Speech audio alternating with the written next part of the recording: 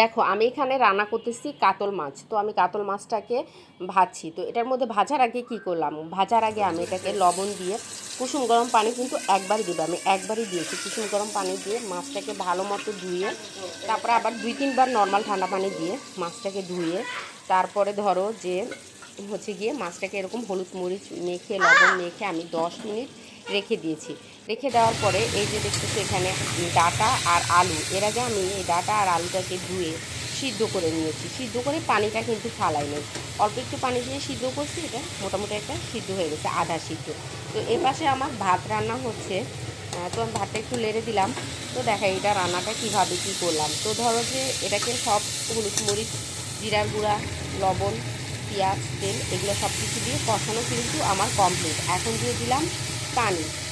পানি দেওয়ার পরে আমি ধরো এটাকে তোমাদের বলে দিই কীভাবে রান্না করেছি। প্রথমে হচ্ছে গিয়ে গরম তেলের মধ্যে পেঁয়াজ দেবে, পেঁয়াজ দিয়ে এরপরে আদা রসুন ওটার মধ্যে একটু লাড়াচাড়া করে তারপরে একটু পানি দিয়ে হলুদ গুঁড়া মরিচি গুঁড়া জিরার গুঁড়া লবণ দিয়ে এটাকে করে নেবে, মশলাটা কষে ওটা ওইভাবে কষালাম।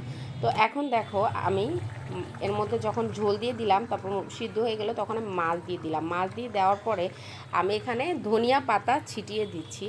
তো ধনিয়া পাতা ছিটিয়ে দেওয়ার পরে আমি এখানে অল্প কিছু জিরার গুঁড়াও দিয়ে দেবো নামানোর আগে। তো আমরা জিরা বেশি খাই, তোমরা যদি জিরা কম খাও তাহলে জিরা কম দেবে। তো এখন আমি আবার কিছুক্ষণ ঢেকে রাখবো যাতে তরকারিটা খুব সুন্দর মতো হয়ে যায়। এই যে দেখো এখন জিরার গুঁড়া দিলাম, তখন আমি দিইনি। তো তোমরা এটা মন চাইলে দিতে পারো, না মন চাইলে স্কিপ করতে পারো, এই আর কি। তখন আমার পোপার সব কিছু হয়ে গেছে, আমি এটা ঢেকে দিলাম। আর এটা হচ্ছে গিয়ে যখন হয়েছিল আমার ভিডিওটা এডিটিংয়ের সময় একটু এলোমেলো হয়ে গেছে, যখন তরকারিটা মিডিয়াম হয়েছিল। এবার দেখো এটা হচ্ছে গিয়ে সুজি। এই সুজিটা আছে না, আমি প্রথমে ভাজা ভাজা করে নিচ্ছি, তারপর ঘি দিয়ে ভেজেছি। এ দেখো দুধ দিয়ে দিচ্ছি, সুজির মধ্যে একটু পানি দিয়ে চিনি দিয়ে দিচ্ছি। তারপরে হচ্ছে কি এটাকে আমি কিছুক্ষণ লাড়াচাড়া করব, এলাচ তেজপাতা এগুলো সব দিয়ে নেবে। দিয়ে নিয়ে কিছুক্ষণ এরকম লাড়াচাড়া করবে, লাড়াচাড়া করে তারপরে এরকমভাবে যখন পোপার হয়ে যাবে তখন এরকম একটা প্লেটে নিয়ে নেবে, যখন এটা পানিটা টেনে যাবে।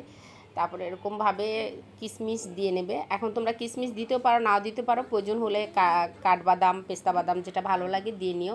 আমি সকালে সকাল এই সুজিটা বানাচ্ছি। তো সুজিটা তোমরা কি দিয়ে খাবে, সুজিটা তোমরা রুটি দিয়ে খেতে পারো। তো এটা হচ্ছে গিয়ে গমের আটার রুটি। তো আমি আসলে রুটিটা ভেজেছি, অনেকক্ষণ হয়ে গেছে, 10 মিনিটের মতো হয়ে গেছে, তাই রুটিটা ঠান্ডা হয়ে গেছে। কিন্তু গমের আটার রুটি কিন্তু ঠান্ডা হলেও কিন্তু শক্ত হয় না, এটা নরমই থাকে।